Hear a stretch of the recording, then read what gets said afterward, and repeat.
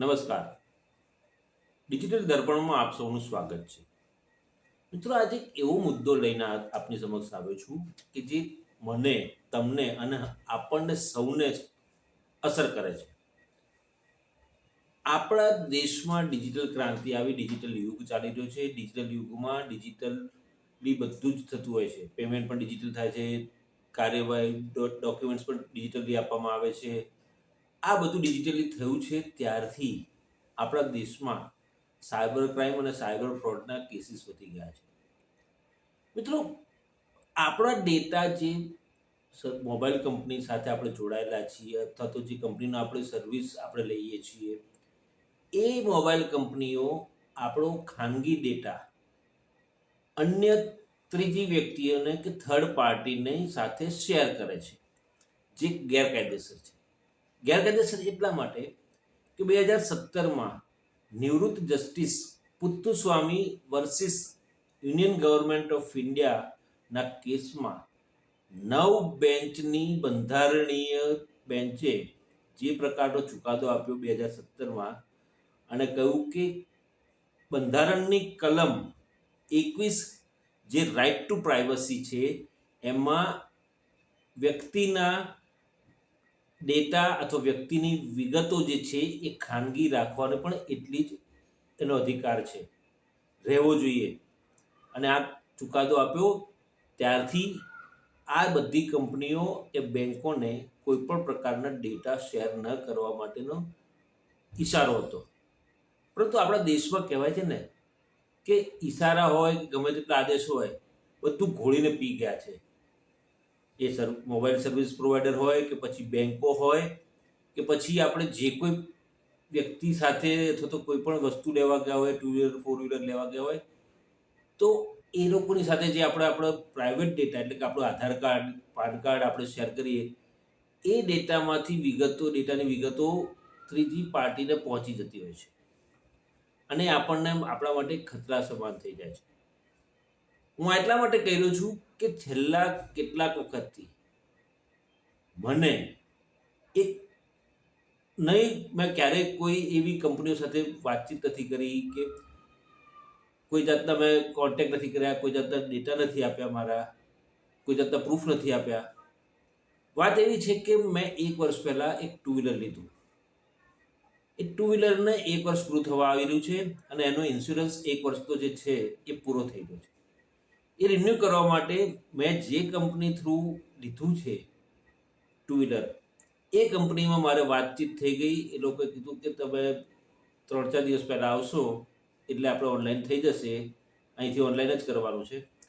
હું એ વખતે જઈને કરવાનો હતો, પરંતુ છેલ્લા કેટલાક સમયથી જે કંપનીઓ સાથે મેં મારે કોઈ લેવા દેવા નથી, જ્યારે મેં કોઈ પ્રકારના મારા પ્રૂફ આપ્યા નથી કે મારો ડેટા પણ મેં આપ્યો નથી, તેમ છતાં એ ઇન્સ્યોરન્સ કંપનીઓ મને વોટ્સઅપ પર મેસેજ કરે છે, SMS કરે છે અને ફોન કોલ્સ પણ કરે છે કે તમારું 2 વ્હીલરનું ઇન્સ્યોરન્સ તૈયાર છે, આટલું પેમેન્ટ કરવાનું છે, એવા મેસેજીસ આવવા માંડ્યા, ફોન કોલ્સ આવવા માંડ્યા.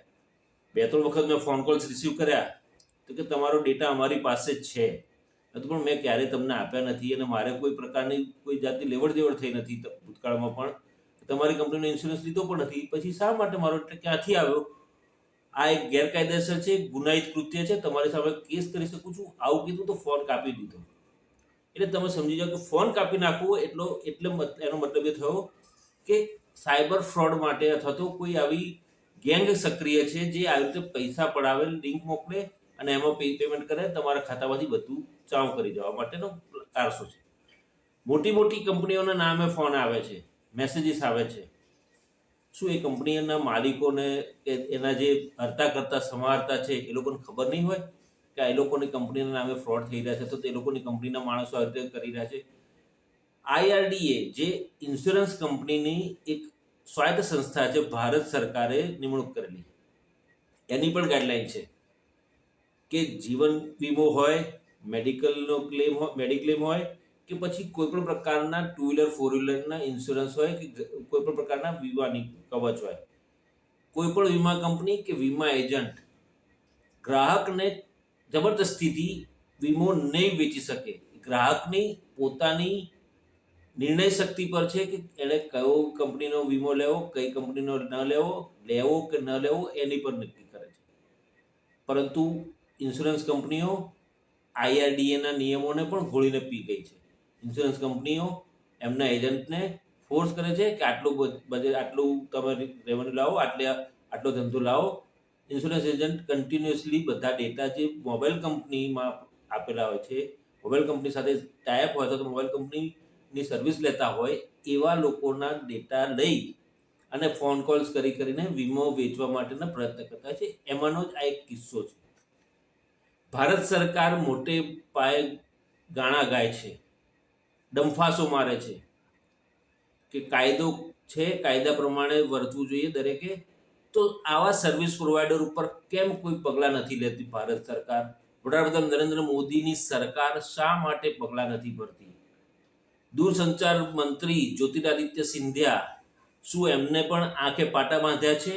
એમના વિભાગના અંડરમાં આવે સર્વિસ પ્રોવાઈડર, બધી પ્રાઇવેટ કંપનીઓ છે એ પણ એમના વિભાગમાં, એમના અંડરમાં આવે. ટ્રાય પણ આ બધું અનદેખું કરી રહી છે. તો શું આ બધું મિલીભગતમાં ચાલી રહ્યું છે? એવો એક શંકા ઊભી થાય છે. તો આ ડિજિટલ યુગમાં જ્યારે આવો ચુકાદો, મહત્વનો ચુકાદો આપ્યો હોય કે કોઈ પણ વ્યક્તિની, દેશની કોઈ પણ નાગરિકની ખાનગી વિગતો ખાનગી જ રાખવી, શેર નહીં કરવી, એવો ચુકાદો આપ્યો હોય 2017માં 9 જજની બંધારણીય બેન્ચે, તેમ છતાંય જો કેન્દ્ર સરકાર આ નિયમોનું કડકપણે પાલન ના કરાવી શકતી હોય તો કેન્દ્ર સરકારે ઢાંકણીમાં પાણી લઈને ડૂબી મરવું જોઈએ. ગુજરાતની વાત કરું તો ગુજરાતના નાયબ મુખ્યમંત્રી અને ગૃહમંત્રી હર્ષ સંઘવી હંમેશા કહે છે કે કાયદામાં રહેશો તો ફાયદામાં રહેશો. તો શું તમે ગુજરાતના નાગરિકોને એમની સુરક્ષા કરી શકશો? આવા બધા સાયબર ફ્રોડ થતા, આવા બધા જે ડેટા વહેંચી રહ્યા છે તો વેચી રહી છે કંપનીઓ, અને જે લોકો દુરુપયોગ કરી ગુજરાતના નાગરિકને પરેશાન કરી રહ્યા છે. આ તો મેં મારો કિસ્સો કહ્યો, આવા તો કેટલાય કિસ્સા હશે રોજના, કે કેટલાયને ફોન થતા હશે. શું ગુજરાતના નાયબ મુખ્યમંત્રી કે ગૃહમંત્રી હર્ષ સંઘવી અને તેમનું પોલીસ વિભાગ આ મામલે કડક કાર્યવાહી કરશે? કાયદામાં રહેશો તો ફાયદામાં રહેશો, એ લોકોને કાયદાનો ભાન કરાવશે? આ એક સવાલ છે. તો મિત્રો, આ વિડીયો બનાવવા પાછળનો હેતુ એક જ છે કે ડિજિટલ યુગમાં આપણી ગોપનીયતા જોખમમાં મુકાય છે. ત્યારે આપણે સચેત રહીએ, સાવચેત રહીએ અને સાવધાન રહીએ. કોઈ અજાણ્યા કોલ્સ ઉપાડીએ નહીં અને કોઈને આપણા ડેટા આપીએ નહીં. અને જો કોઈ આવું કરતું હોય તો આપણે, આપણો અધિકાર છે, આપણા અધિકારના આધારે આપણે પોલીસ ફરિયાદ પણ કરી શકીએ છીએ, કાનૂનનો સહારો પણ લઈ શકીએ છીએ અને આગળ આપણે કાર્યવાહી માટે આગળ જઈ શકીએ છીએ. દર્શક મિત્રો, આપને આ વિડીયો કેવો લાગ્યો? ગમે તો શેર કરજો, લાઈક કરજો, કમેન્ટ કરવાનું ભૂલશો નહીં. અને હા, ડિજિટલ દર્પણમાં આવા જ મુદ્દાઓને લઈને રોજે રોજ આપની સમક્ષ ઉપસ્થિત રહીશ. ત્યાં જ રજા આપશો.